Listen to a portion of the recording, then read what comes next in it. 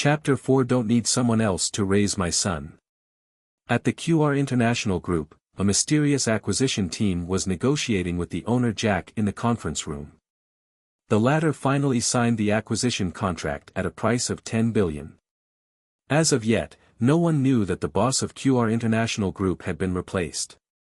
The middle-aged man who walked out of the acquisition meeting room took out his phone and reported to the man at the other end, saying, "Young Master Elliot, the acquisition has been successfully completed, and you have now become the president of QR International Jewelry Group." "I got it," the man on the other end responded lightly.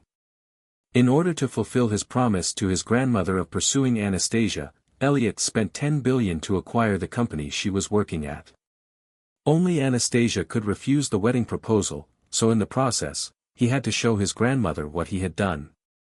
Still, it was unknown whether he could marry Anastasia in the end.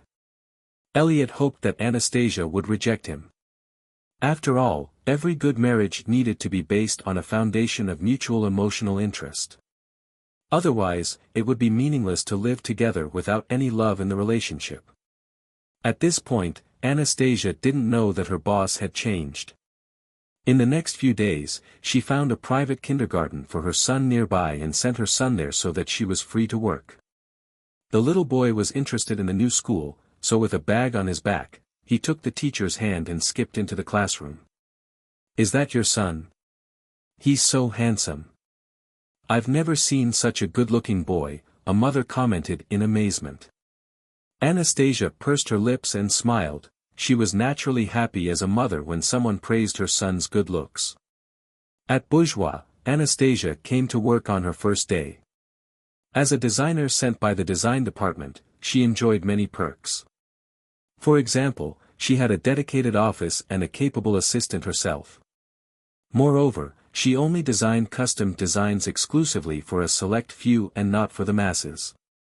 This was also one of the unique selling points of QR International Group. Each customer would have a unique lifetime customization service. Anastasia's assistant was called Grace Ellis. She was a young, energetic, smart, and capable woman. "Anastasia, your coffee." Grace brought in the coffee. "Thank you." Anastasia nodded. In less than 2 minutes, Grace knocked on the door again. "Anastasia, the manager said that the meeting will be held at 3:00 p.m., and the boss himself will be there, so be prepared." At 3:00 p.m. sharp, Anastasia sat in her seat inside the meeting room. There were many important members of Bourgeois in the room, so it seemed that this was a large company meeting. While Anastasia was checking it out, she inadvertently met a pair of sharp eyes belonging to a sexy woman in her 20s. Her name tag read, Chief Designer Alice. Anastasia immediately understood. Being a designer sure is very competitive. Therefore, there were no so-called friends in this industry but only rivals in competition. Since she was transferred back from abroad, it was normal for her to be disliked by others. At this time, footsteps came from outside the door, as if there were still people coming.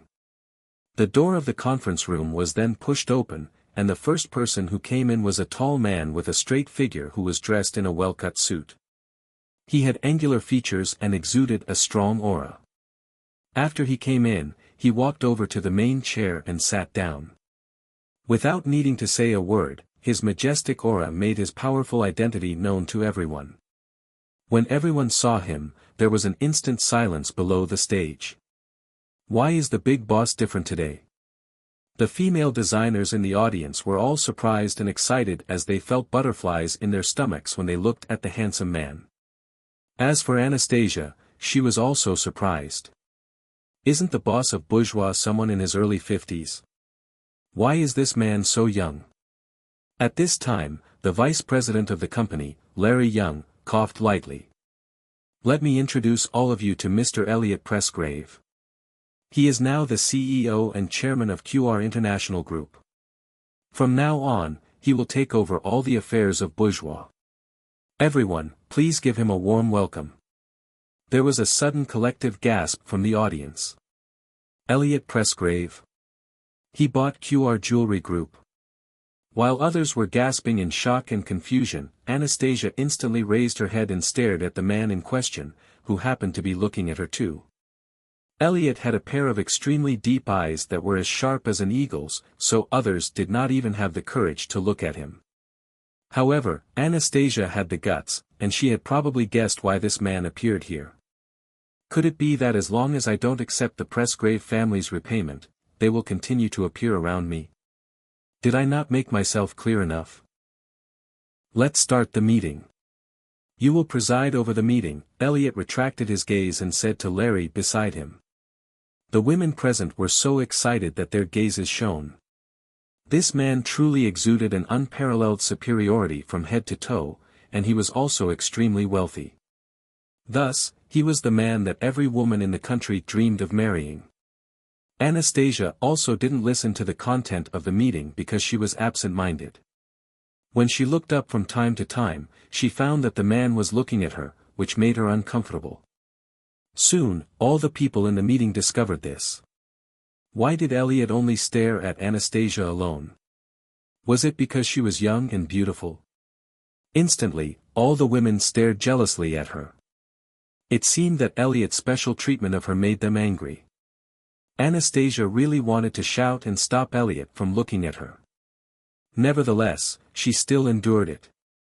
She just wanted to finish the meeting and leave, and she didn't want to stay in this company anymore, but when she remembered she had just signed a 5-year contract, she was lost for words. After some time, the meeting was finally over.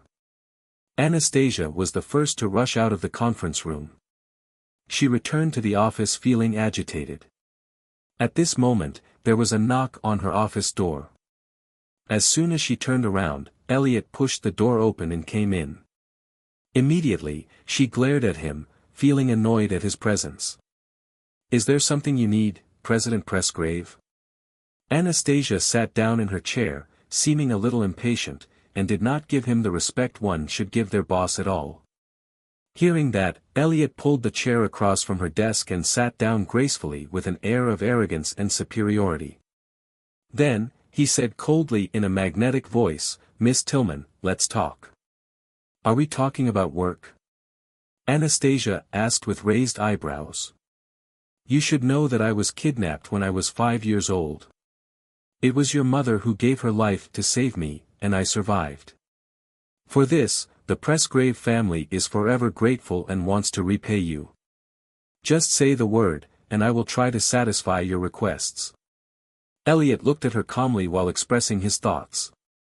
Sure enough, he is doing this just to repay my late mother. No need.